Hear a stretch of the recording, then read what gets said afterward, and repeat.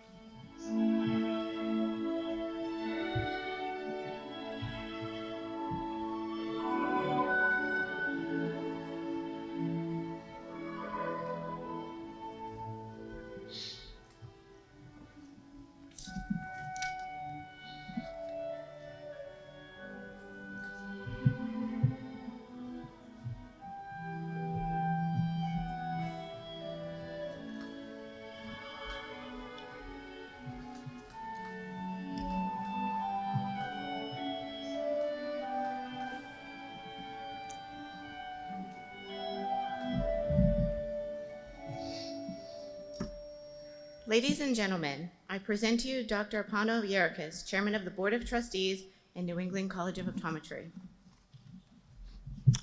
Good morning. Welcome, everyone. President Purcell, members of the Purcell family, members of the Board of Trustees, corporators, esteemed faculty, valued administrators and staff of the college, students, honored guests, ladies and gentlemen. On behalf of the Board of Trustees, I'm honored, delighted to welcome you to the inauguration of President Howard Purcell. So I wondered why, and I think I can have people sit, actually. Go ahead and sit. They didn't have it in the script or I missed it. So originally I was supposed to sit over there and get up and down. You're gonna see why I said, no, let me sit up here so we can take about 15 minutes off of the schedule otherwise. But I wondered why we would wait 9 months to celebrate the inauguration of Howard. And I wondered, it actually turns out to be an excellent idea, because if we'd held the event towards the beginning, we would have been speaking about the promise of having Dr. Purcell as the 13th president of NECO, just as NECO celebrates its 125th year. So a lot to celebrate, but now we can actually speak not only of that promise, but we've seen him in action. And really honestly to see that his enthusiasm, energy, and commitment to the college is matched by his vision and effectiveness as a leader. So I'm grateful for that. After 9 months, we also have some stories, additional stories that we can tell, but not now, not now. There are many challenges that lie ahead, but we're committed to advancing excellence in optometric education, clinical eye care, and research. Dr. Purcell comes at a time when the board has embraced the goal of dynamic shared governance at NECO in support of that mission. We may be one of the smallest colleges in New England, but our impact is immense on the profession of optometry and the quality of eye care in Boston, as well as throughout the United States and many countries across the globe. I'm excited about Dr. Purcell's vision for the future of this illustrious 125-year-old institution. He will share that vision shortly after welcoming remarks by a number of distinguished men and women who represent different parts of the NECO family. And since I had this turn to the other page, I do want to ask folks once again to stand. I'm going to invite Reverend Colin Leach to begin the program today with a prayer of invocation. In these times and in this lovely, lovely place, We pray, God, for your presence, your guidance, your benevolence to all. We gather this morning in a spirit of service, service to education, to healing, to the care of one for another, to enhance your precious gift of sight. Bless, we pray, our words and our intentions this hour. Bless the calling and the vision of President Howard Purcell.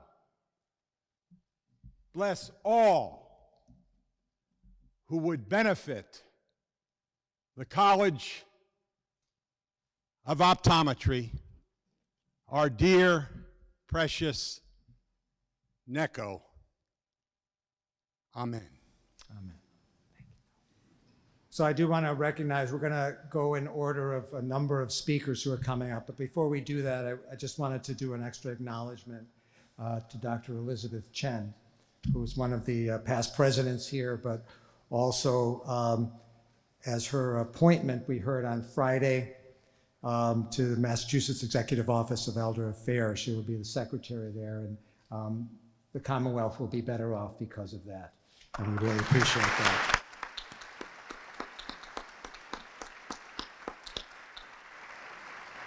Yeah, she's currently the Assistant Public Health Commissioner. She's really an expert in advanced care planning, is a Lexington resident, and has an undergraduate degree from Yale, a business degree from Wharton School, and also a master's in public health from Harvard and a PhD in gerontology from the University of Massachusetts. And as I mentioned, and she'll be speaking to us later, but a former president of the New England College of Optometry and the New England Eye Institute back when we were separated. So anyway, welcome and congratulations. So next I'd like to begin the parade of supporters and admirers by welcoming the New England College of Optometry's Alumni Association president. It's my pleasure and privilege to introduce Dr. Linda Bennett, class of 1980, president of the Alumni Association. Dr. Bennett has been in practice in Belmont for many years and has worked with Dr. Purcell for many years on the Optometric Advisory Committee. Thank you.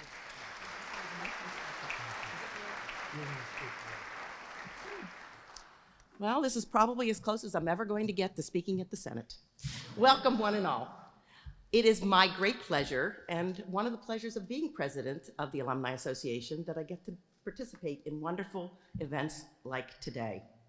Congratulations, Dr. Purcell and your entire family, for this wonderful event, and we're very, very excited about you becoming president of the school. We're really, really fortunate because, I'm going to call him Howard because that's how everybody calls him, is the right man for the job, for right now. We are so fortunate to find somebody who has exactly the right credentials, the right experiences to lead us at this time. After all, he was born to an optometric family. His father graduated from NECO in 1954, and just 30 years later, Howard also graduated from this great institution. He went to work in a private practice for a while, and so he understands private practice, and then he moved on to practice to teach at the Nova in Southeastern University in Florida. So he's had some academic experience from the top instead of just as a student. And he climbed to becoming a deputy dean. And then he took a turn that most optometrists don't take, and he got experience working with industry, both at Vistacon, at Johnson's & Johnson's, and then at Essilor for many years, explaining to these companies the role of optometry in their work, because they produce things that are helpful for optometry, but they didn't have optometrists to tell them exactly how we use them. We are really, really excited about working with you, Howard, our new president, and as president of the Alumni Association, I speak for all the alumni in welcoming you and congratulating you. Thank you.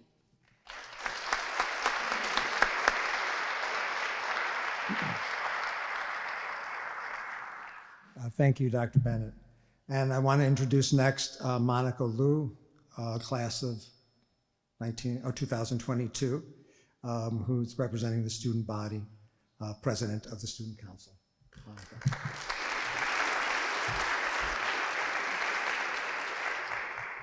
Good morning, everyone, distinguished guests, community members, faculty and staff, students, alumni. My name is Monica Liu, and I'm this year's Executive Student Council President. I'm so humbled to be speaking on this very special day that celebrates our institution and its members, and I'm truly honored to speak on behalf of the student body. From my first day at NECO to every day that has led up to this one core value that I see reinforced in this institution regularly is the importance of relationships and collaboration. Our experiences are molded by how we interact with others, and it is through the relationships between the students and faculty, patients, clinics, and the community that makes NECO a truly special place to be. Our students, my colleagues and friends, are some of the brightest and most inspired individuals I know who constantly strive to improve the institution as well as the world around them. As part of the Student Council, my role is to help ensure that the students are heard and that communication, the very foundation of every relationship, always remains open. For an institution that feels so strongly about the creation and nurturing of meaningful bonds and relationships, President Purcell is the perfect fit. In just his first few months, he made every effort to be present everywhere and speak to everyone. And I do mean everywhere and everyone. He's held public town halls with every seat filled, met with every faculty member, and even sat in on some of our classes. All with the biggest smile and all the passion and enthusiasm in the world. Even with everything that he does and all the responsibilities that he has, and even when we wonder how he manages it, and surely he need not be bothered by some small concerns that we may have, President Purcell makes sure that his door is always open for those very concerns, big or small. And for every individual, he's open to listening and providing. He's always present, always receptive, and he ensures that every student knows this. And we certainly do, since we come knocking at his door often enough. At our first meeting, President Purcell told me he wanted to establish an open dialogue for all. And in just this short amount of time, he's done more than that, showing empathetic commitment to this community and everyone in it. In the past few months, NECO has never felt more open and honest, and this is only the beginning. With the many changes coming, there will surely be more improvements as well. I know that in the future, under President Purcell, the students of NECO will always have a positive outlet for communication and a strong relationship with the community. So with that, I conclude. President Purcell, welcome to your official role as president.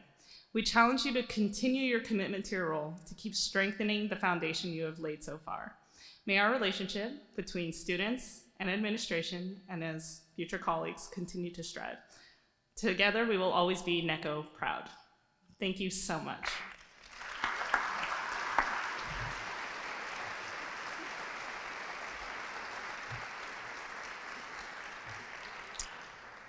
Thank you, Monica. And now representing the faculty, I'd like to introduce Dr. Beena Patel, fresh from her travels. Dr. Patel is professor of optometry in the Department of Biomedical Sciences and Disease at the college, director of the Center for International Advancement of Optometry at the college, and a dedicated visionary practitioner. Welcome. Good morning, everyone. It's an honor to be here and to be invited, and I welcome everyone. So on behalf of the faculty, congratulations on your inauguration as the 13th president of the New England College of Optometry, Dr. Purcell. It's almost 9 months since you joined the college, and the faculty are really pleased to have you on board. You come with different perspectives, ideas, after being in industry for almost 2 decades to academia. It's certainly a change for you. You have the passion, you have the drive to continue to make the institution a success. You speak and want to bring into academia and clinical teachings concepts that we are digesting and embracing. It is the 125th anniversary of the college this year, and would you have conceived the notion a decade ago that you would be here at your alma mater in this position and celebrating this important year with us? You talk and describe the concept of cobots, working in tandem with technology, and as faculty, we will work together alongside you. You talk about disruptive technology, and we want to embrace the future and transition to the new phases and expectations for the students and the profession. You talk about Kline, the innovation incubator, and we concur with you that research is important and we should take it to the next level. We promise we'll not collide with you. You talk proudly of community and collaboration in healthcare, and we want to continue to be the leader in this aspect. You talk about a world-class clinic and didactic experience, and we already see you as a world-class president that can lead and guide us as we move forward. Thank you, Howard, for being our president. We look forward to working together with you, using our strengths and expertise for many years to come. Congratulations on your inauguration.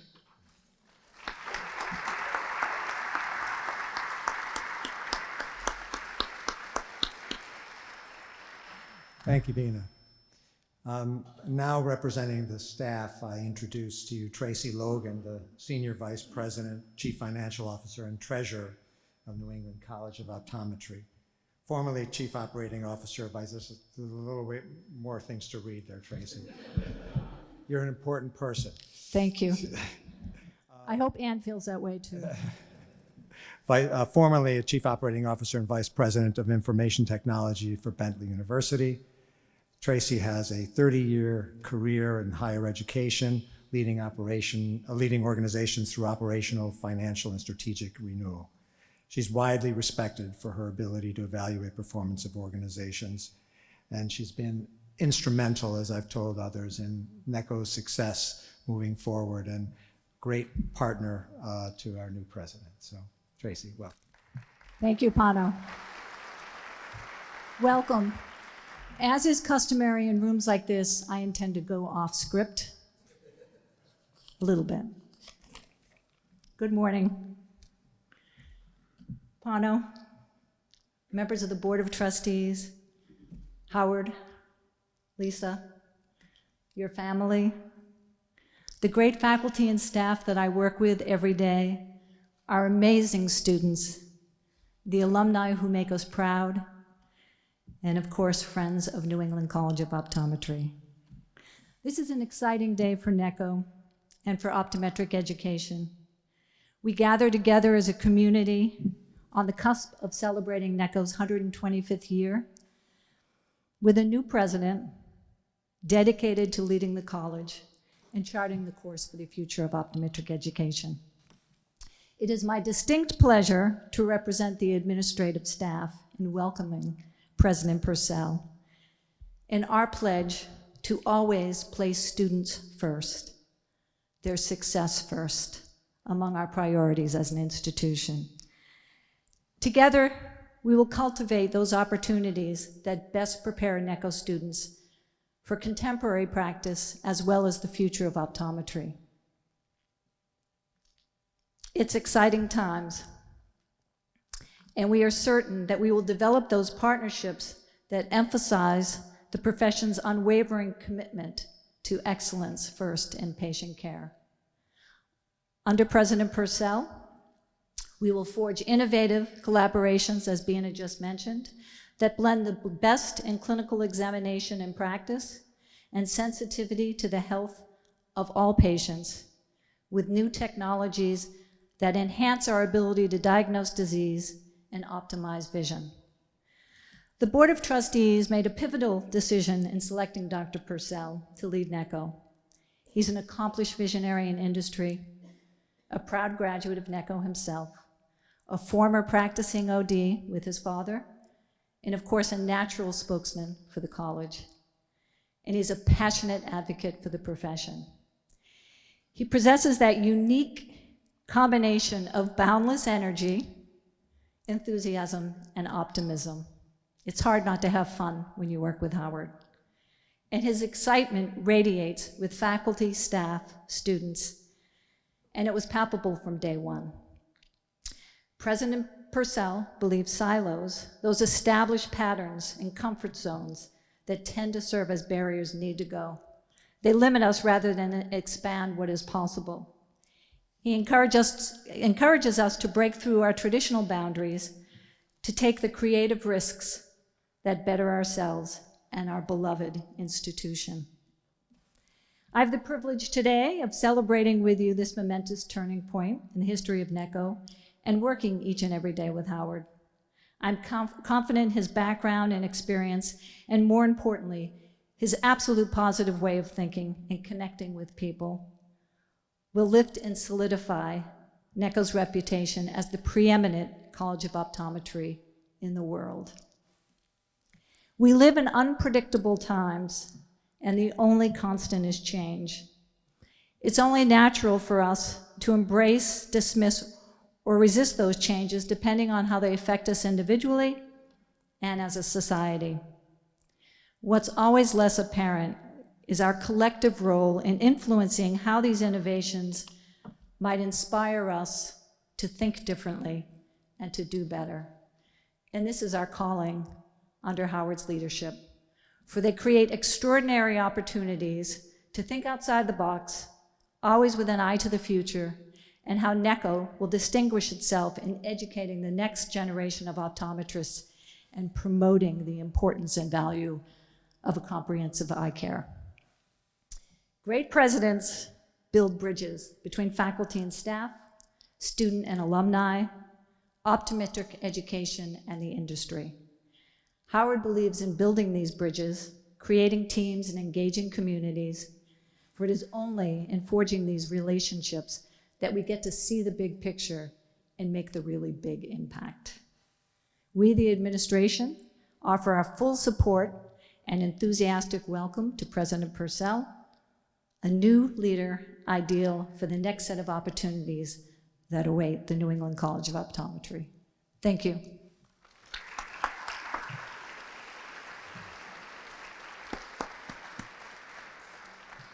So thank you, Tracy.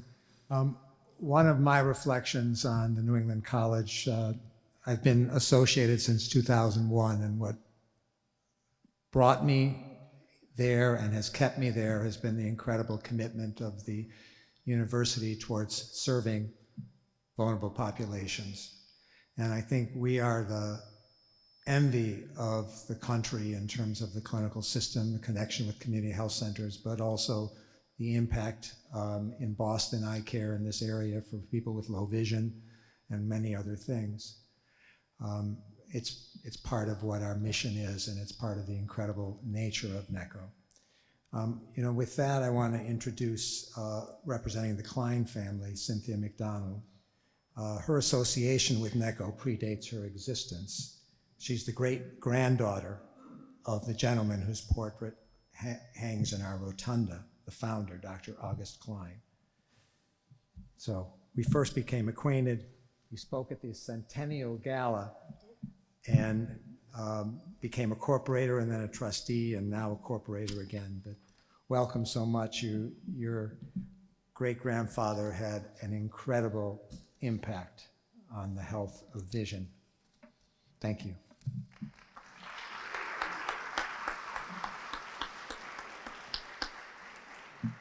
Thank you very much, Dr. York Harris. And good morning, everyone. I'm so happy to be here back in my hometown of Boston. I am now living in California. Boston is my hometown, but I don't ever expect to live here again. The weather is so much nicer where I live. And it's correct that I spoke at the Centennial Gala 25 years ago.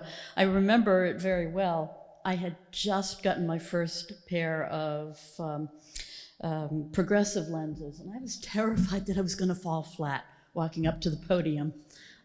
It didn't happen, thank goodness. and we had a very, very splendid evening in the Tapestry Gallery at the Museum of Fine Arts. Dr. Purcell, on behalf of the Kline family, I welcome you back to NECO. I'm personally so very excited to know that you will be advancing NECO's message.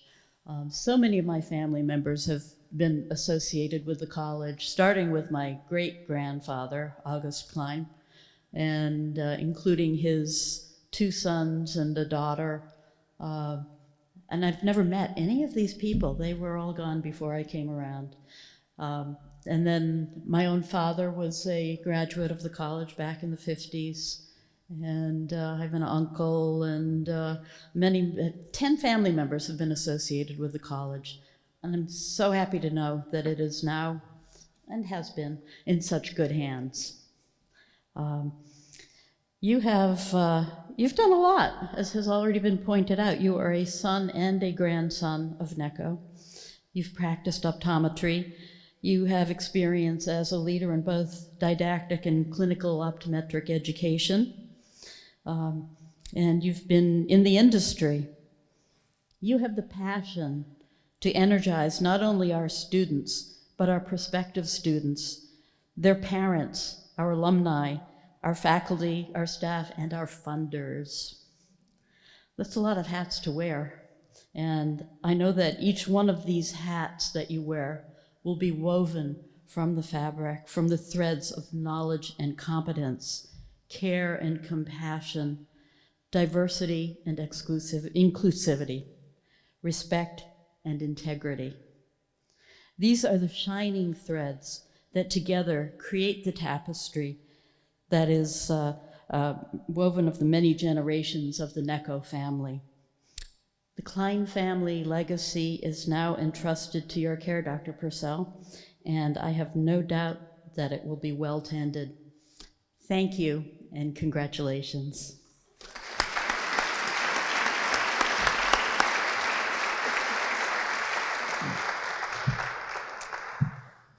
So I think there was a mad attempt from the class of 1984 to see who would speak on behalf of Howard's classmates. I think we had 2 speakers that we were able to fit in, and representing first speaker, Dr. Frederick Edmonds, also a graduate of NECO, 1984. His career trajectory included a lengthy stint in contact lens industry with Bosch & Lomb, and also established a sports-only vision clinic, been working to pioneer new technologies and protocols to enhance visual performance of his clients, I guess including the New York Mets. It's okay, it's not the Yankees. So, both of you at once. Okay, and then you were gonna do, but Dr. Max Engelman also speaking, was the president of the graduating class of 1984 and awarded the Gold Key of International Honor Society from the Alumni Association, and is a commercial pilot as well as being in private practice. So welcome, gentlemen. Can I read mine first? Good morning. I am Dr. Max Engelman. I am the president of the graduating class of '84. Of which Howard was a savory cast member. That's it, Howard. I won't embarrass you anymore. It is an honor to stand before you, my esteemed colleagues and good friends, to help welcome Howard into his new position as president of our college. Howard's path from private practice to educator to corporate world, and now the pinnacle of his career as president of our college. This could not have happened without a loving, trusting, and supportive wife. So Lisa, thank you for keeping my friend's life in perspective and helping him reach this momentous achievement.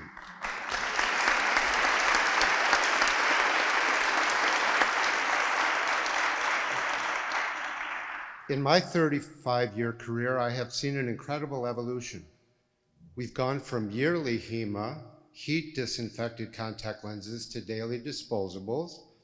We've gone from 6mm PMMA lenses to 15mm scleral gas permeables, from tangent screens to automated perimetry, and from nothing to OCT.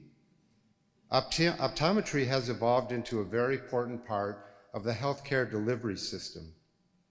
You may not know this, but the class of '84 was the first class to actually graduate with the 4-year medical curriculum.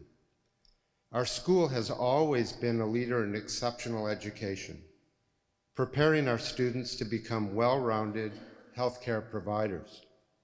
Having known Howard for 35 years, I know he is the right person to continue the legacy of our school's academic excellence. Thank you.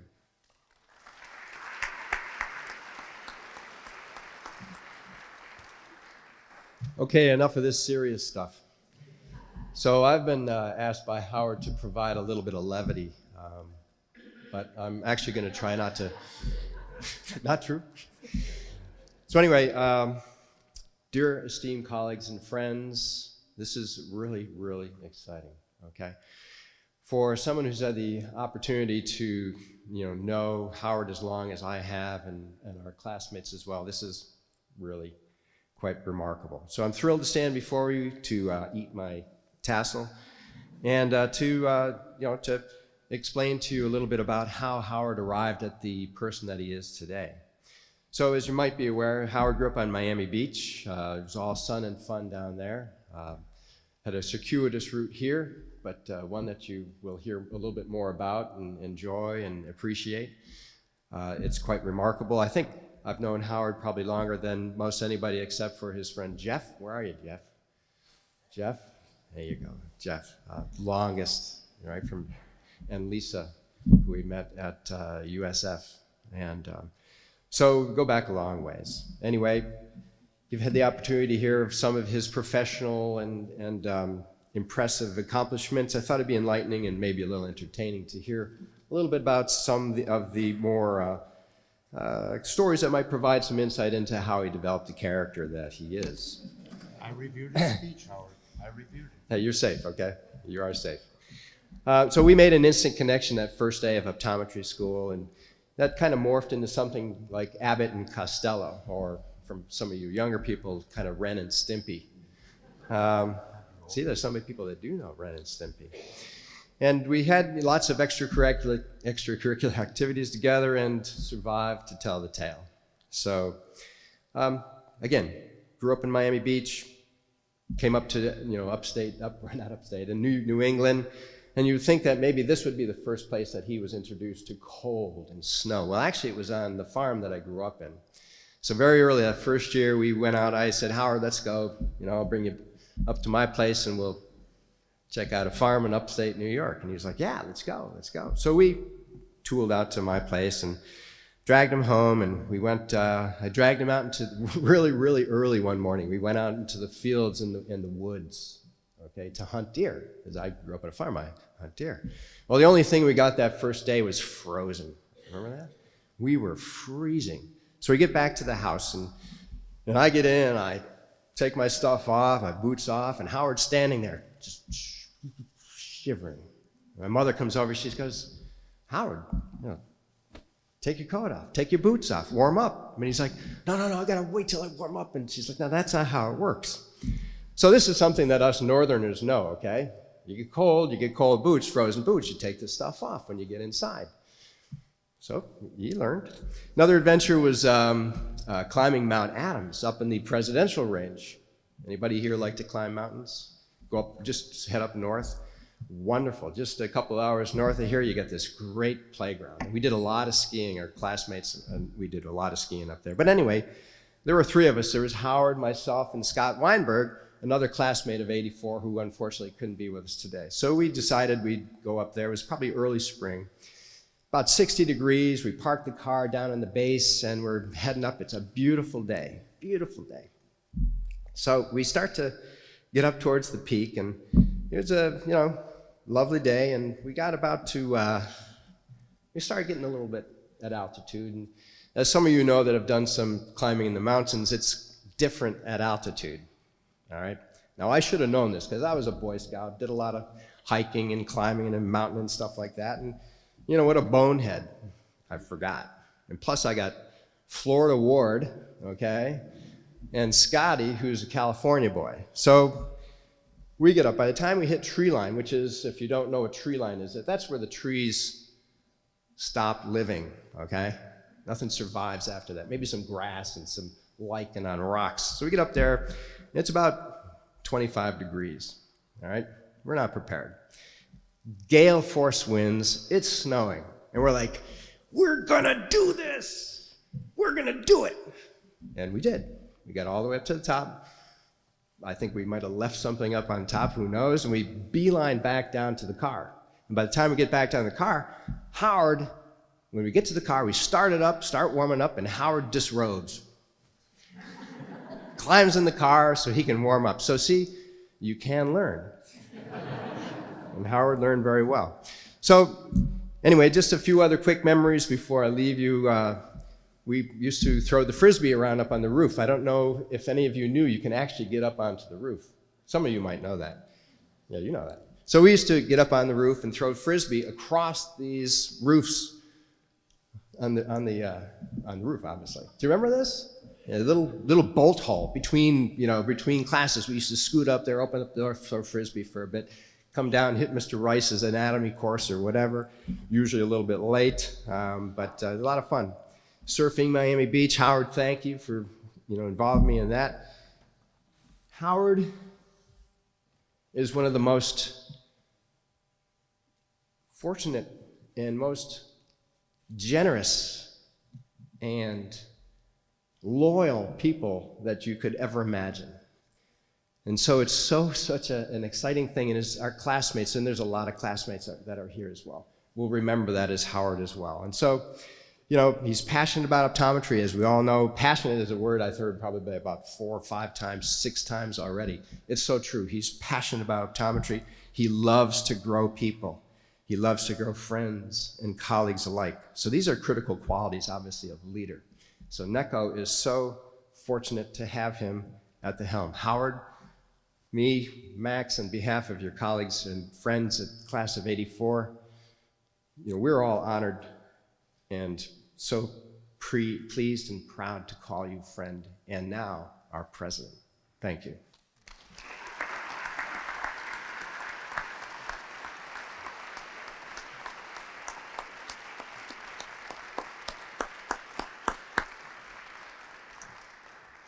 Thank you, gentlemen.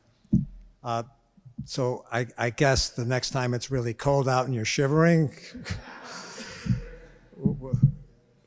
we'll get things prepared.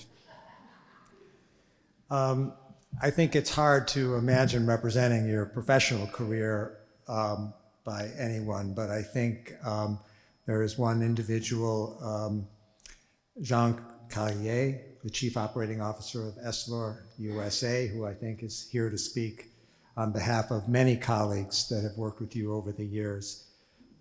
Jean grew up in France, holds a degree of engineering from École Centrale Paris, and a graduate business degree from ESSEC Paris. He worked at Yale University Research Center for Scientific Computation, was involved in consulting firm, and in the last 30 years has been with Essilor as a global leader in vision, and their mission is to improve lives by improving sight. He has had many positions in distribution, general management, and marketing in the US, France, Switzerland, and Singapore. 20 years ago, he moved his family to the US and was president and CEO of Essilor America from 2007 to 2014, and currently has a global set of responsibilities: North America, research and development, transitions, and Shamir Optical. Many other pieces. Jean and his wife, Karine, and the youngest of their 3 sons live in Dallas, Texas. So welcome. Thank you. Good morning, and thank you. I'm very honored to be here in front of you at this ceremony to mark the inauguration of Dr. Howard Purcell as president of the New England College of Optometry. At Essilor, we've been very fortunate to benefit from Dr. Purcell's expertise for 10 years. And I was sad certainly to see him leave. But of course, we all understand the honor and the pride that it represented for Howard, to come to this prestigious institution where he's a second-generation alumnus. At Essilor, Dr. Purcell's leadership was positive, it was effective, and it was impactful. He brought inside the company the voice of the profession and the voice of the customer. And he helped us to navigate the tumultuous waters of change in the industry. You are fortunate to have such a leader at the New England College of Optometry. Dr. Purcell's resume speaks for itself with a long list of achievements, of course starting with education, including a doctorate degree here in optometry, numerous publications, awards, leadership roles in professional association, in academia, both on the didactic and clinical side. And of course, a very successful career in private practice and with industry-leading companies like Johnson & Johnson and, of course, Essilor. He's a recognized lecturer and an impactful media presence. Not to mention, he can be a pretty mean drummer. However, rather than expanding on many professional achievements of Dr. Purcell's, I would prefer to share with you what I admire most about him. The human qualities, the qualities of the heart. In leadership roles, you have to make many decisions, and sometimes difficult decisions. You don't have all the information, and you have pressing deadlines. The good decisions are rarely consensual, nor are they popular. And my observation is that over time, it hardens people. And it's not the case with Dr. Purcell. He is generous with his energy, his time, his enthusiasm, his relationship in the profession, in the entire industry. He's kind, respectful of others, no matter the pressure or the circumstances. He's genuinely interested in seeing others grow and thrive. That's a quality that's as important in a company as it is obviously in education. Dr. Purcell builds bridges and fosters cooperation where it seems sometimes impossible. He brings people together for the greater good. His passion for the profession comes from deep human values. Of course, to achieve so much and to stay true to who you are, it's a difficult exercise in which one needs solid support.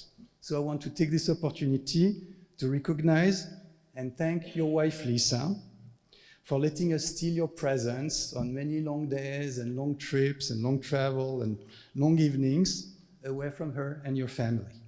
So thank you, Lisa.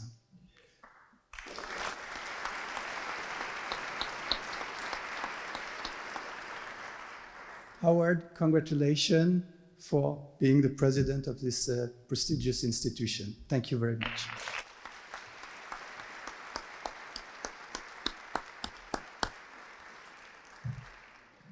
Thank you, Jean. And now I'd like to call on Cameron Purcell, representing the Purcell family. He's the oldest of Dr. Purcell's 3 children and currently is the vice president of sales at MGM.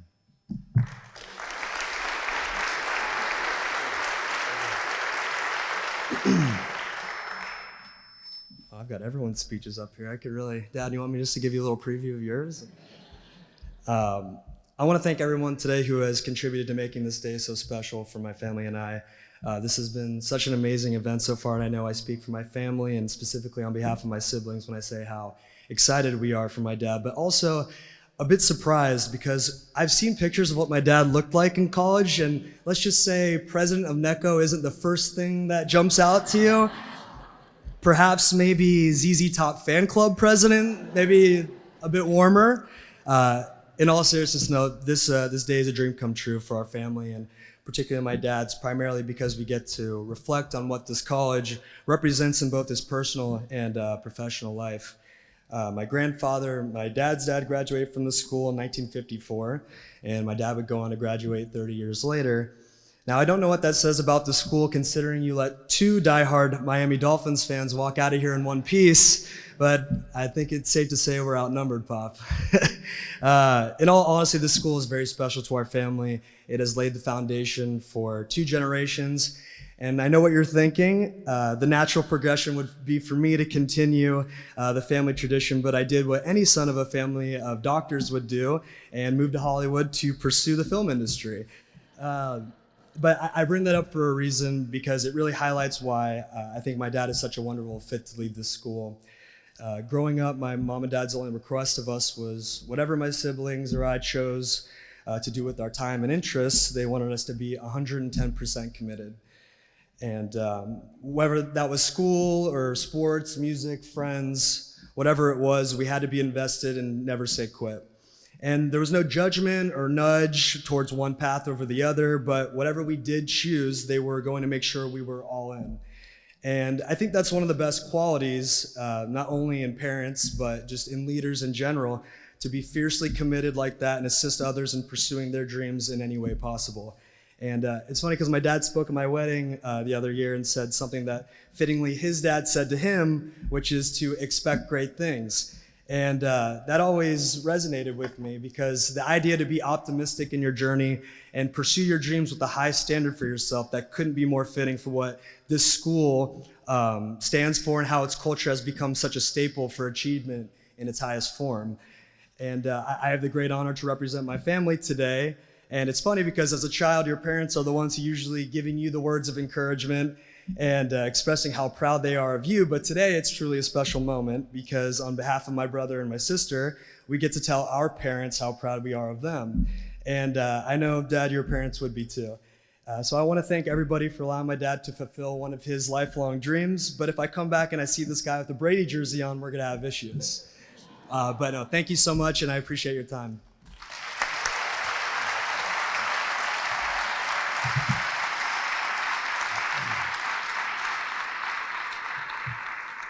Thank you, Cameron. In a moment, I'm going to introduce the past presidents, but I want to take a little break for something. So obviously, Howard, a lot of love and respect being shown to you today, and that's great. Maybe it's time for one story, though. Before we do that, though, I do want to recognize someone who is going to be receiving an honorary degree this coming graduation, Dr. Wanji Guan.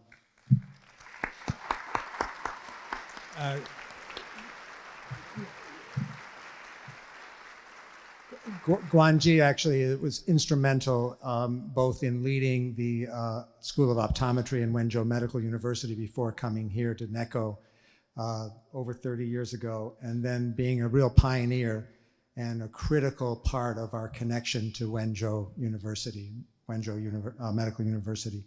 And with that and many other honors, we're really grateful. The story actually is connected to Wenzhou University.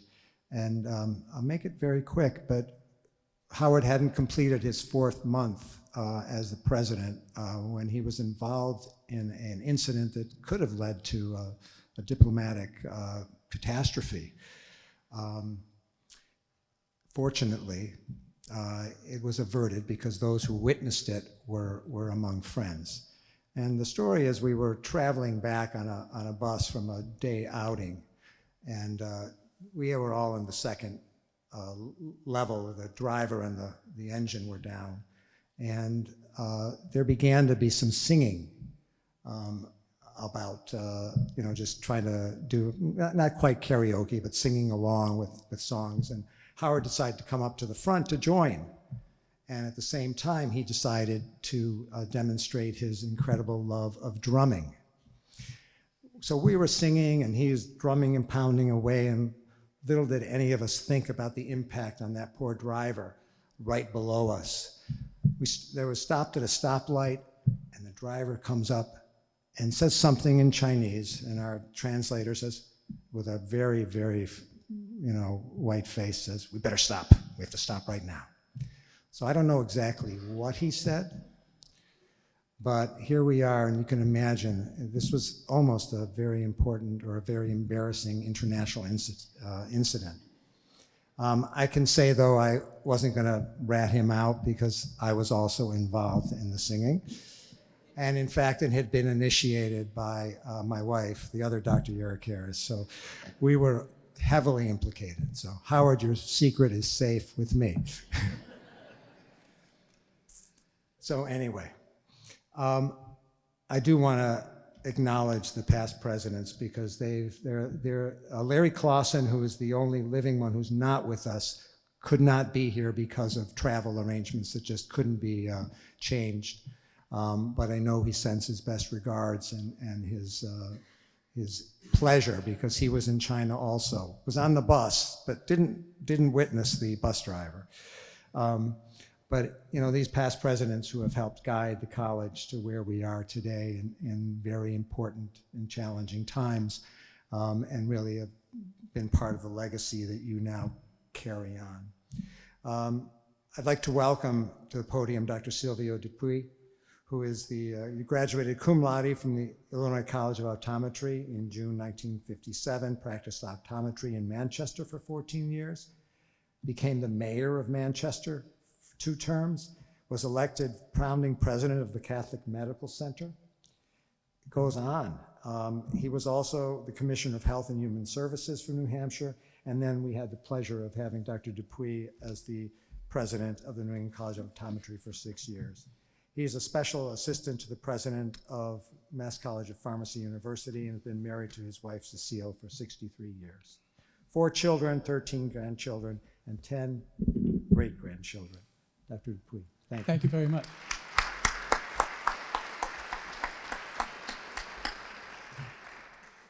Thank goodness for large print. I had typed out my remarks, but I see them here and they're in large print, so I think I might be able to just manage them. I'm just delighted to see the rotunda in the background because it really is symbolic of the college and a vision and of our institution. And it talks about always moving towards growth and towards moving towards excellence and reaching up and being in a leadership position. And that's certainly what the New England College of Optometry has done for all of its time and all of its years. It's unfortunate that I'm not a graduate of the New England College of Optometry. And I want to take a second to acknowledge Barbara Kaman, who is here today with us, and it's really an honor to see her. And I was rejected by her husband, Dr. Hy Kaman. And I got a very nice letter saying, you know, dear Silvio, you're really a nice young man, and if you stay 1 more year at St. Anselm College, then we will consider you again. And Illinois College of Optometry obviously needed students more badly than the New England College of Optometry because I got accepted. And 30 years later, I got to take my revenge on Hy Kamans because I got to be inducted as president of the New England College of Optometry and read my letter of rejection. But you would have to know that the nicest kindness man, person of incredible integrity, was Hy Kamans, and we got to be wonderful friends. And he is the kind of person that tells us what the New England College of Optometry is all about. I'm delighted this morning to be with you and to be invited by Howard and the New England College of Optometry community to share this incredible moment with you. New England College of Optometry has been a leader in the profession for well over 100 years. People have looked to the New England College of Optometry for leadership. They have looked for practitioners. They have looked for, and most importantly, they have looked for faculty.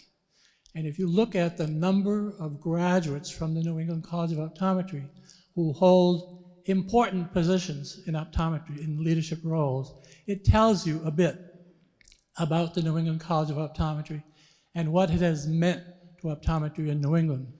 And so to Howard and to Lisa, I wish you only the very best. You come to us with an incredible reputation, and I wish you Godspeed, much personal and professional success. Thank you so much.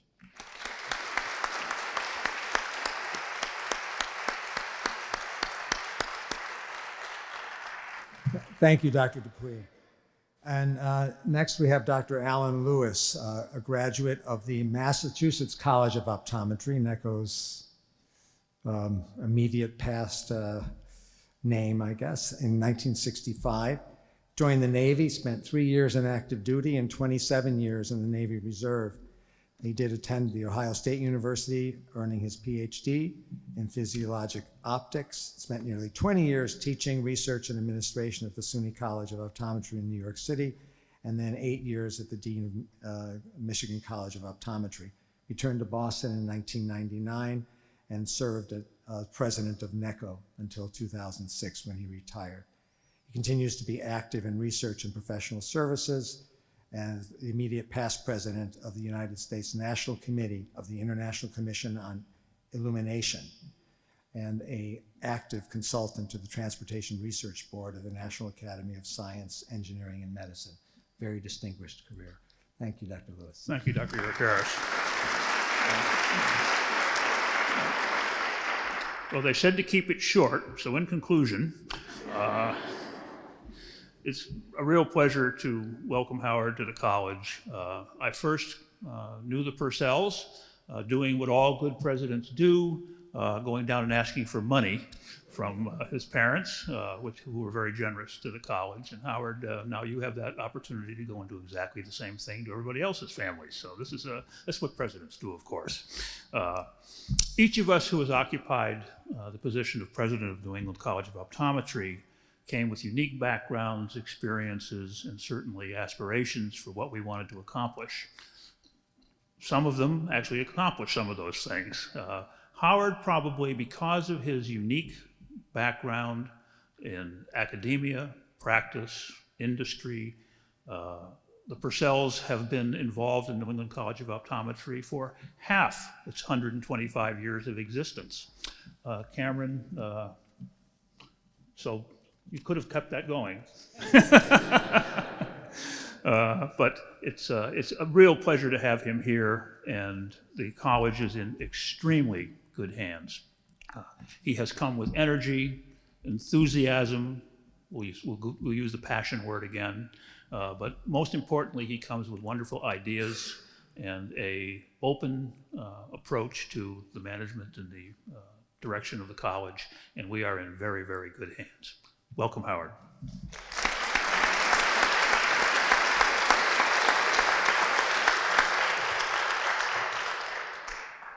Next, I'd like to welcome Dr. Elizabeth Chen. I already spoke about her background. I know she has an emergency that she has to get to. I told you we'd get to you before 12, so I'm so glad we get to hear you speak.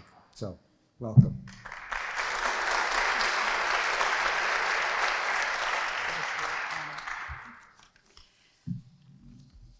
President Howard Purcell. You are a clinician, an educator, and a relationship builder. You have returned home to your alma mater to be its steward of all good things accumulated over its 125 years. You have returned home to change what needs to change as students prepare for careers that will span more than the next half century. You have returned home to make your mark so that those who follow you will add the goodness that you instill, and they will add it to their stewardship. Members of the board, faculty, alumni, students, and friends of the New England College of Optometry, look at your new president. He is kind, he is energetic, and offers a wealth of diverse and professional experience.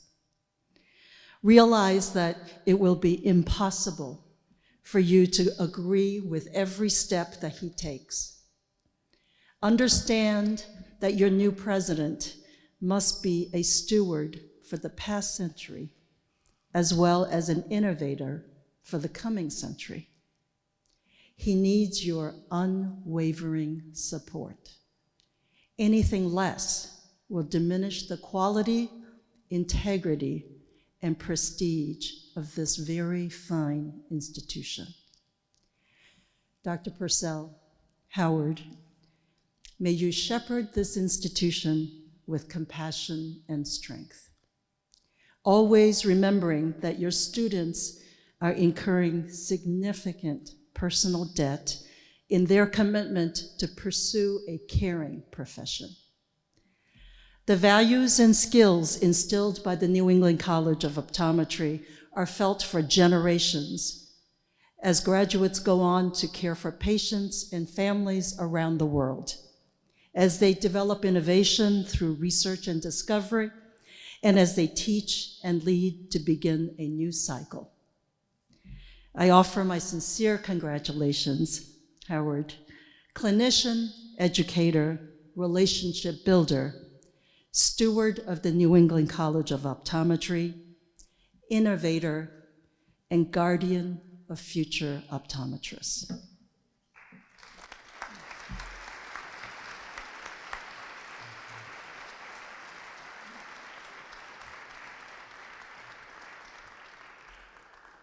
So next, please welcome Clifford Scott, Scotty.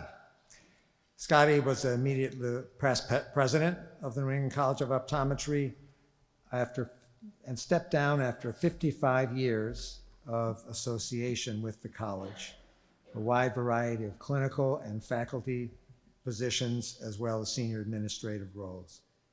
He actually hasn't gone away because we kept him on in an advisory capacity because of his support, knowledge, and awareness of things, and been a great mentor and colleague. So welcome, Scotty. Great.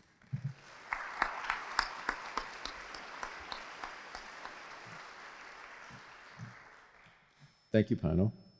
And thank you, Howard, for having the prescience to pick this venue. I mean, not only does it have the Boston attitude to it, the overtones of the things that you missed while you weren't in Boston, but you had the prescience to actually realize that the two video screens would have symmetric pictures of the rotundas in the buildings. 10 years ago, at a very, very similar ceremony for my inauguration, we had many of the same people who are on the dais, the presidents, offer the successes and advice from their tenures while they were at the college. And their collective wisdom helped me to form the questions that needed to be asked at the time. 2009, they were very different than they are today. Today, the biggest questions we're facing strategically are, what is the role of a doctor, not just the optometrist, but what is the role of a doctor in artificial intelligence-driven healthcare? It's going to be very, very different than the skills that were required when I went to school, when you went to school, and even the ones who are graduating this year. The students are going to be demanding the skill set to be able to be successful in 2023 and onward. So we need to be really addressing those. And the way that you do it is not just looking at the strategic questions, but looking at the operational questions. So it's not just artificial intelligence, but it's which electronic health record should we invest in that incorporates the ability to use artificial intelligence, not just for deep learning, but also for deep teaching. How do we leverage it in a way that we can be current and also futuristic when we do it? Howard's the right person to do this. I've crossed paths with him since he was one of my students in optometry school, and by being in an industry that is very forward-looking and being charged with, for the company, of determining what is the future of optometry going to be, he can transfer that set of skills to the college's strategic plan, the college's operational plan. One of the things that we've recognized over the years is that we're not alone in this. It's not the New England College of Optometry or the Association of Schools and Colleges, with all the presidents who are represented here. It's all of the people who are involved with ophthalmic care, ophthalmologists, optometrists, opticians, and importantly, people who are represented here. And it's very impressive to look at Mr. Cartier, who's from the ophthalmic industry. We have people from the pharmaceutical industry. We have people from the publishing industry here. And all of us working together need to address these issues collectively. I think you are the right person, but you also have a lot of people who can help you frame the right questions for 2020 and beyond. And I think we can pledge that the presidents who have had their experiences are still active. I mean, Silvio has been very active in the politics of Manchester, New Hampshire, where he's from, and in Worcester, where our competitive school. We actually only compete for the last empty seat. We actually cooperate really well with the other colleges.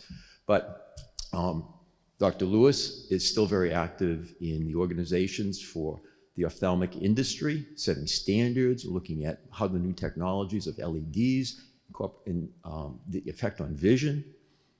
Dr. Chen, who was there, by the way, she's also a rower. In my mind, she moved up a lot when I started seeing her at the rowing club.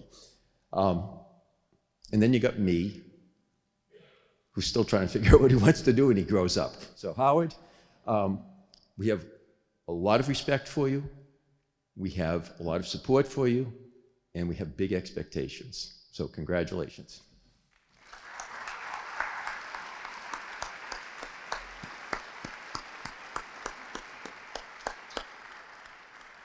Okay, so you can see why I wanted to sit here rather than kind of get up and down each time. But thank you all for your inspiring words and support for all the work that's done at NECO and for Howard's upcoming and current and upcoming impact. I'm honored now to introduce Representative Jay Livingstone, who's here. He represents the Back Bay, Beacon Hill, Cambridgeport, Kendall Square, MIT, and the West End. Was elected to the Massachusetts State Legislature in 2013 and has been in the State House since then, advocating for people of the 8th Suffolk District.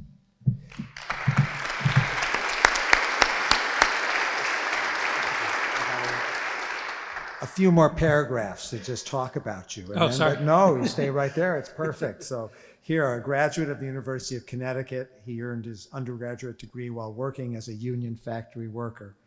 Obtained his law degree from George Washington School of Law, where he graduated with high honors. A former district attorney for Middlesex County. He has practiced law in public and private settings. It's very impressive. During his tenure at the State House, Representative Livingstone has been a fierce advocate for labor, the environment, civil rights, and most importantly, the concerns of his constituents. As the state representative of NECO, we're grateful to have him advocating at the State House for our neighborhood and district. And President Purcell, if you'll come join us.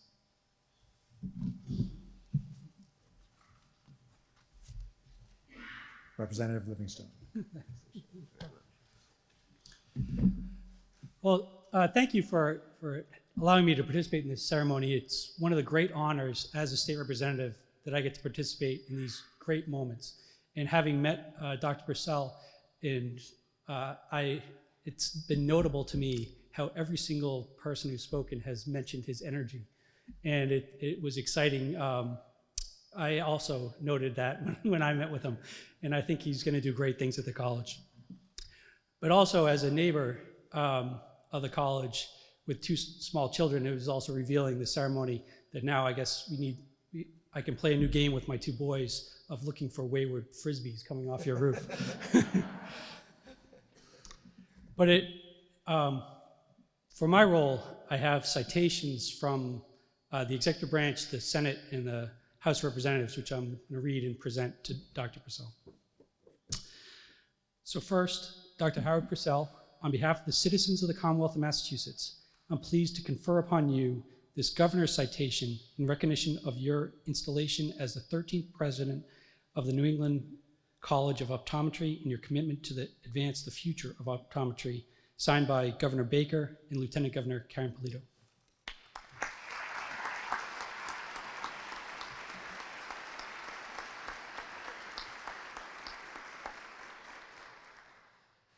Second, be it known that the Massachusetts Senate hereby extends its congratulations to Dr. Howard Purcell in recognition of your installation as the 13th president of the New England College of Optometry and your work advancing the future of optometry.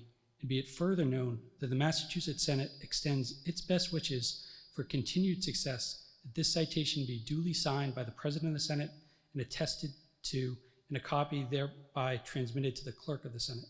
Signed by Senate President Karen Spilka.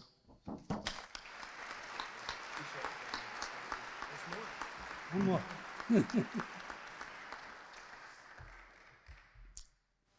Finally, but not least, my body. Be it known to all that the Massachusetts House of Representatives offers its sincerest congratulations to Dr. Howard Purcell in recognition of your installation as the 13th president of the New England College of Optometry and advancing the future of optometry. The entire membership extends its very best wishes and expresses the hope for future good fortune and continued success in all endeavors. Signed by Speaker DeLeo and myself.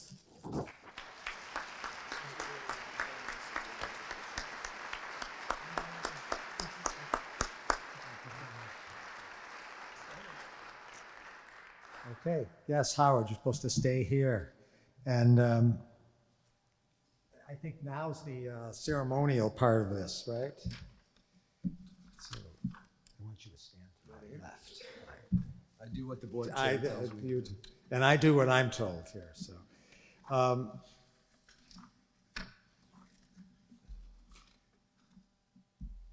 So, President Purcell, by the virtue of the authority of the New England College of Optometry Board of Trustees, it's my privilege and honor to place over your shoulder the great seal of the college, the symbol of the high office to which we entrust you with great confidence. On behalf of the college and the Board of Trustees, I officially welcome you as the 13th president of the New England College of Optometry.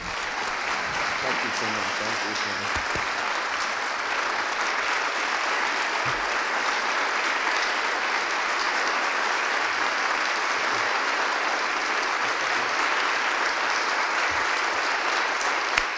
I now present to you, friends of this college, the 13th president of the New England College of Optometry, Howard Purcell. Thank you, Pano. Wow. Okay. All I can say is wow. It's just amazing to be here in front of all of you.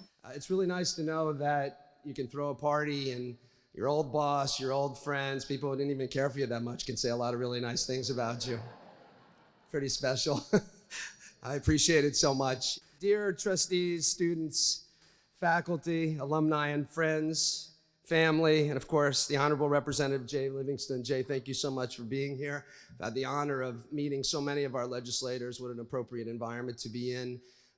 When Jay brought up the document that was signed by the speaker, I know there were a few of my colleagues in there who wished that signature perhaps was on a different document. However, I know that's coming soon. I also want to recognize my colleague presidents from ASCO. I would ask for them to stand. I'm so happy that they're here to join us. Mark Hollop, we have with him from ICO, David Heath from SUNY, Morris Berman from right down the road, MCPHS. So we appreciate so much them being here. Thank you. Kevin Alexander from SCCO. Thank you. I'm truly honored to be part of that group. They have all been incredibly helpful to me and supportive of me, and Mark and I kind of stepping in right around the same time. So look forward to working closely with all of you. I'm truly humbled and honored that all of you have joined us at the inauguration today. As has been said a few times, I'm a second-generation graduate and proud graduate and alumni of this incredible institution that has always been a special place to me and my family. Today, we recall the past accomplishments, we celebrate the present, and collectively work together to construct our future. Today's festivities belong to all of you, the New England College of Optometry community. Serving as the president over the past 9 months has been a huge and true honor and privilege. I'm overwhelmed truly by the support and encouragement I've received by so many. The dedication to students and the college exhibited by the faculty and administration have been truly impressive and inspiring, and I thank those of you who are here today. Today is also an opportunity to remind us of the rich history and accomplishments of New England College of Optometry over the past 125 years, while reaffirming our commitment to NECO's values and strategic priorities. As you've heard a few times and you see behind me, the New England College of Optometry was founded in 1894 as the Kline School of Optics, and we're so happy to have a representative of the Kline family here with us. It's the oldest continuously operating College of Optometry. Mark, I think I got that one right, so there's no debate on that one, in the United States. During the past century, as optometry has evolved, and it's evolved as an independent healthcare profession, NECO has expanded its curriculum and clinical programs to reflect the changing demands. Hopefully, you've had a few minutes to enjoy the Edward Kennedy Institute today. I don't know about you, but for me, stepping into this venue, it's palpable to feel Senator Kennedy's presence. Senator Kennedy is known for encouraging others to participate in democracy, invigorating civil discourse, and creating leaders who engage in the civic life of their communities. His vision aligns closely with NECO's values that include creating optometric leaders who are collaborative, socially responsible, curious, and ready to create and innovate. No better example than Monica Liu, as she represented our students so well. Thank you, Monica. The journey to become NECO's 13th president has been truly amazing and has prepared me for the task ahead. One of my first mentors in life was my father, who was, as has been said, a 1954 graduate. As a young teen, I watched him work and was struck by how much he truly loved what he did. I wanted to have a career where I was passionate and loved what I did every day while making a positive impact on others' lives. Dad's office provided my first impression of optometry, and I've always been fascinated by the incredible role that eyes and vision play in our lives. So making the decision to attend New England College of Optometry as a student was an easy one. Actually, easy once I decided that a career as a rock star drummer was probably not in the cards for me. The eyes have always fascinated me, and I wanted a profession that allowed me to make a difference. This decision was among the best choices in my life. Of course, in addition to finding an amazing wife and being blessed with children of whom I am very proud, Hallie and Connor and Cameron.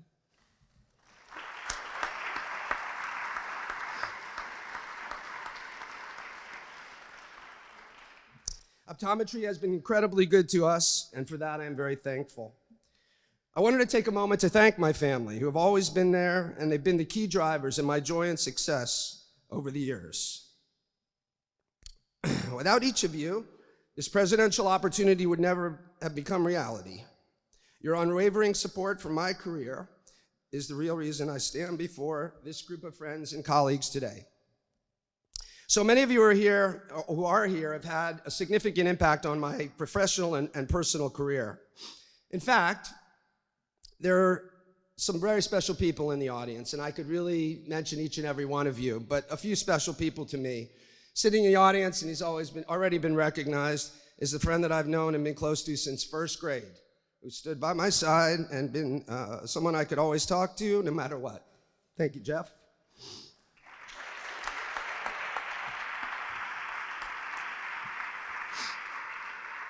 Somewhere in this audience is someone who I hiked the Grand Tetons with, and you know who he is, and we won't tell any stories about that hike, but it was a pretty special event for me.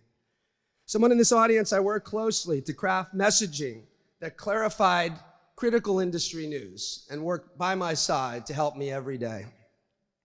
There's someone in this audience actually who was with me on stage for my most embarrassing public moment. I won't share it, but those of you who are around know what it is. And also, there's actually someone in this audience who provided me with one of my most embarrassing moments in optometry school, funny enough. Not going to tell that story either, but seems like I've had a few embarrassing moments. There's someone in this audience who inspired me to pursue contact lenses as a focus area that literally transformed my career. There's someone in this audience who's already been mentioned, who's the wife of one of the most important and influential administrators in my life at NECO. There's someone in this audience who gave me my first opportunity to speak in front of students. He asked me to fill in for him to teach opticians to wear contact lenses, never imagining the beast that he would have created. There's someone in this audience who I first met when we taught together in Florida. And we've been collaborating in many, many ways ever since. There's someone in this audience who was my preceptor that stood by me and supported me as I unsuccessfully attempted CPR on a patient when I was a student. And unfortunately, that patient passed away. That was an incredibly traumatic moment for me, and he stood by me the whole time and made sure I was able to get through that in a way that I don't know anybody else could. Thank you, John. There's someone in this room who's a mother and a son that have become a part of our family after losing their beloved father and husband. There's a classmate in this audience who decided to show her love for the college and her confidence in me by recently making an incredibly generous donation to the college. In this audience are the amazing NECO leadership. You saw representation, Tracy, and others who have represented that group. We have an incredible leadership team. Whatever successes we have, I know it's going to be a team effort, and I couldn't be any more pleased with the people that I have a chance to surround myself with at the college. So many colleagues and students who have made me feel so welcome at the college. So many that I know I can count on to be there for me no matter what. The past presidents whose words you've heard today of encouragement and guidance have been invaluable, but I do have to call out Scotty, who has been an incredible supporter of mine from day one, and really his 50 years of experience that he has at the college has helped me so much in every day that I've been part of the college. Thank you, Scotty, for that.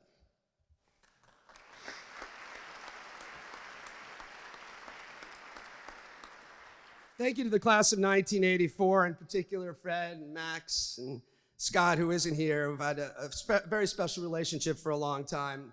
They're probably the ones sitting in this room scratching their head going, really, Howard Purcell? I had an amazing time at NECO, and I'm so thankful for the friendships that I've continued, and now that I'm back here in the city, I have an opportunity to rekindle some of those friendships. I can't not mention some very special people to me who've made long-distance travels to be here, from Dallas, from Jacksonville, from South Florida, and even from Sydney, Australia. My colleagues from J&J and Essilor, I had such a pleasure learning from John Carrier every day. What an incredible man, an incredible leader. What a lucky guy I truly am.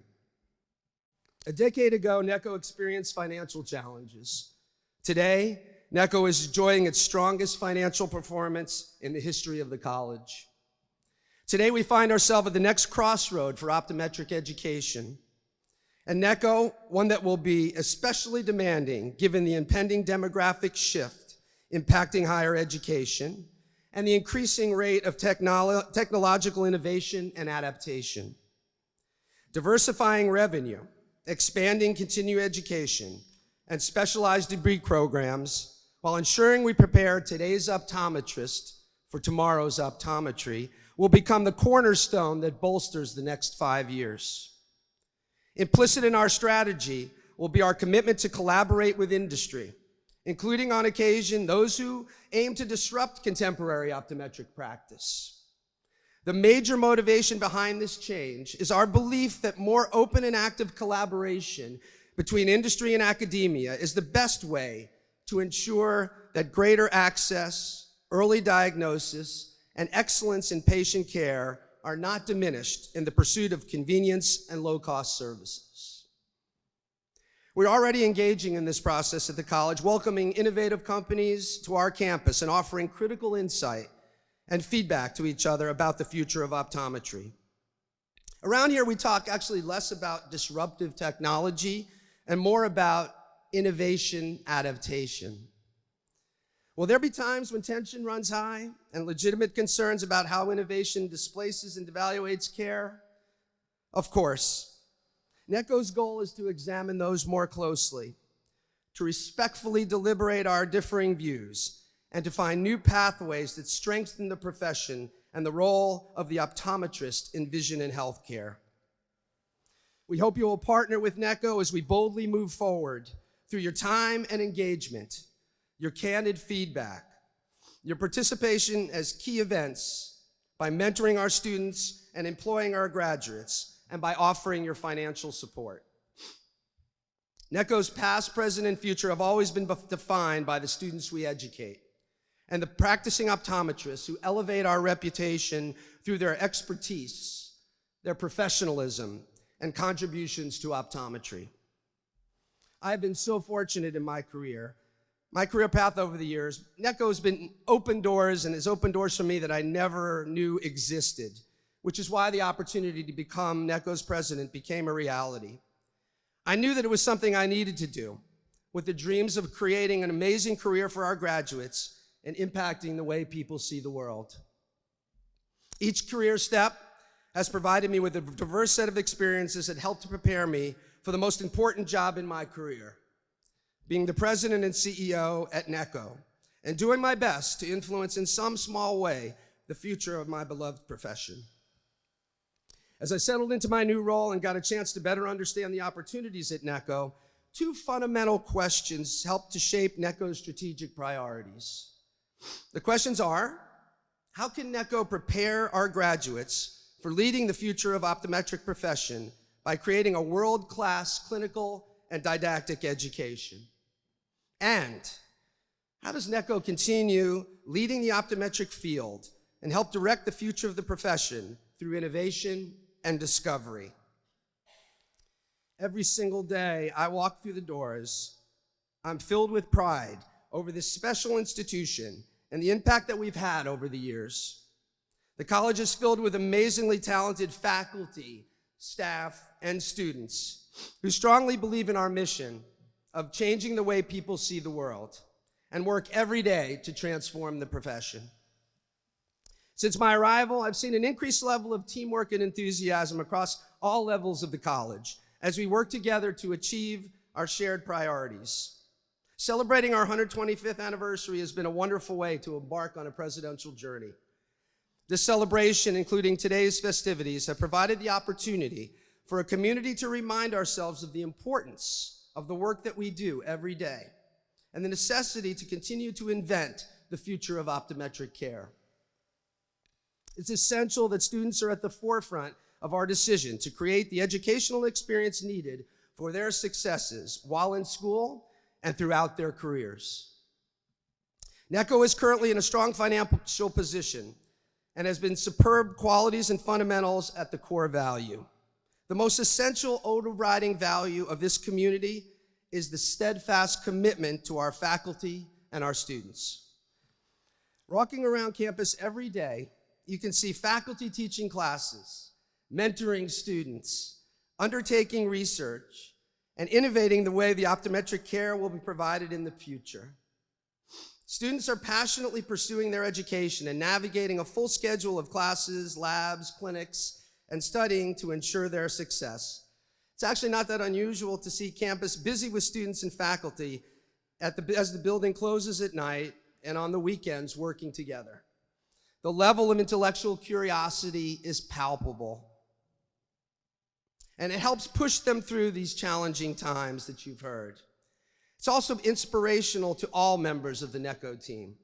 To take us into the future, we have a full agenda of goals that is based on the interactions over the past 9 months that have impacted me personally, and we will work side by side to address these important objectives. First, we will work together to diversify our revenue sources, to balance the resources coming into NECO through our owned and operated clinics, research expansion, and development opportunities. Second, we will also work together to strengthen the educational opportunities provided to students. Building upon a sound foundation, we will make NECO the institution where students and faculty aspire to be. This will include innovating the educational process and providing students with opportunities that are revolutionizing the profession. Third, we will work together to further develop a culture of engagement, respect, and inclusion at NECO. This will be done by pursuing partnerships and supporting learning opportunities that raise our collective sensitivity to the health and social welfare of all communities, while minimizing the financial burden placed on students to support these programs. Fourth, and finally, we need additional scholarship and financial aid to enable us to attract and, equally important, to retain the very best students we can at NECO. NECO deserves to enjoy a reputation correspondent to our achievements and my predecessors' achievements and contribute to the optometric profession. In many regards, our jewel of a college is relatively unknown. We all have a responsibility to proclaim the success story of this institution. So you ask, when is this going to end? No. So you ask, where do we begin? Working together, our outstanding board, led by Pano, our valuable faculty and staff, our dedicated alumni, parents and friends, we will work to build success around Campaign 2020, a campaign that not only adheres to our financial needs, but is fueled by the expanse of our aspirations as well. While the campaign will ask each of us to give more than ever before, our efforts will also, I hope, inspire greater participation by our alumni to impact those who have come before them. Winston Churchill once said, "You make a living by what you get, you make a life by what you give." And nowhere will this sentiment be more celebrated in the coming years than here at NECO, where we will be giving back to impact the profession and prepare those who will become leaders within the profession. On a personal level, in order to help achieve NECO's goals, I'm making my own commitment to you. First, to continue to listen. You've helped me learn so much already about this very special place. And I know that I can be effective only if I stay intently in that listening mode in the months and years ahead. Likewise, I will strive to actively seek out your opinions and your advice and ultimately search for consensus whenever possible. And as I've said often, I'm firmly committed to the practice of shared responsibility and shared governance. To the greater community, I pledge to communicate continuously so that we can increase understanding whenever and wherever possible, like we continue to be a big part of the healthcare delivery system. Deeply respecting the loyalty, dedication, and superb quality of our faculty and staff. I will proudly tell our story whenever and wherever I can. I will pour my heart and soul into building relationships that will strengthen and sustain the college, our college. I commit to you that I will seek to make decisions, however difficult, using one simple principle: what is best for our students and our faculty. Additionally, the optometric profession faces enormous, complex challenges that require truly creative solutions. To solve those problems, we need people with diverse skills, people with different ways of conceptualizing, imagining, and doing things, people with different life experiences, people with different reference. This is why together as a community, we are committed to create an inclusive environment where diversity is encouraged to help revolutionize the optometric field to create the future of our profession. I passionately believe that what we do as a profession helps to make the world a better place. Our roles as optometrists will and should change as society evolves, but our values will endure and help create the future. I am so full of hope for the future ahead of us, to continue to educate the future of our profession so they can go forth in a world and create a future where they are changing the way people see the world. I invite each of you to unite in this journey to strengthen the field of optometry and NECO together. I know in the audience is the president of the American Academy of Optometry, Barb Caffrey, and I read something that Barb had said when she took office, and I hope she doesn't mind. Where are you, Barb? I don't know where you are, somewhere in the room, perhaps? Okay. I hope she doesn't mind me taking one of her quotes, but I thought it was very appropriate. Her words: "It's time for a transformation, an expansion of our already magnificent mandate. I believe that this organization can become so much more than it already is." She went on to say, "This can only happen with your participation." End quote. I need your help. As I conclude today, I want to share a quote from Edward Kennedy to help reinforce the power we have to create the future of our institution and our profession. Kennedy said, and I quote, "What counts in our leadership is not the length of our years of service, but the reach of our vision, the strength of our beliefs, and the rare quality of mind and spirit that can call for the best in our country and the best in the world," end quote. Thanks to each of you for not only sharing this day with me and my home and work family, but also for all of you have done and will do to help us achieve our goals and aspirations. I am committed to giving all to these efforts. I hope you will join me. Thank you so much. This has truly been a day I will never forget.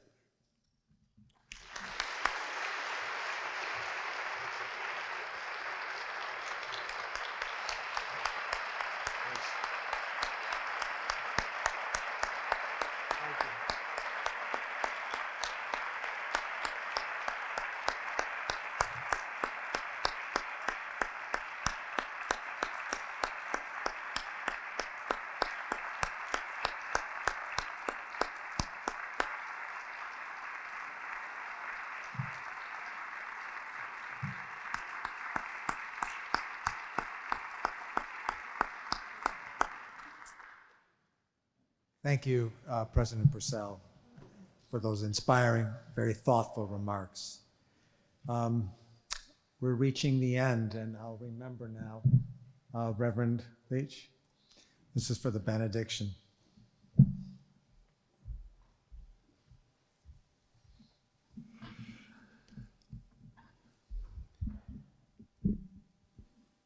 If we be stewards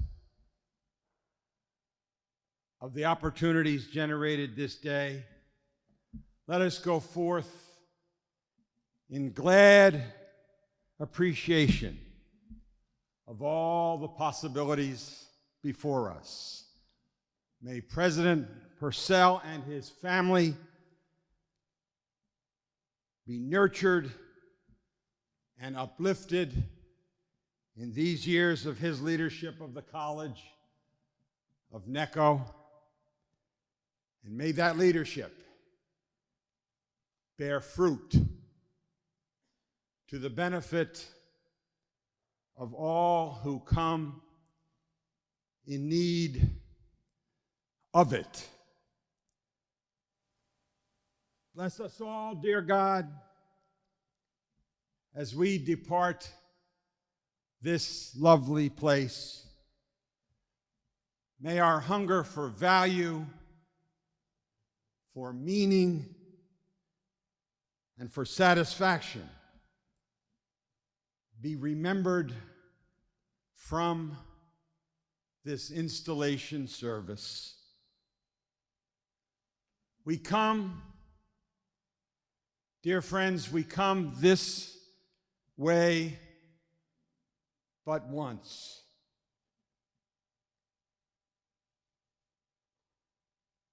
May your benediction, dear God, may your benediction, well done, always be our desire and our measurement. Amen.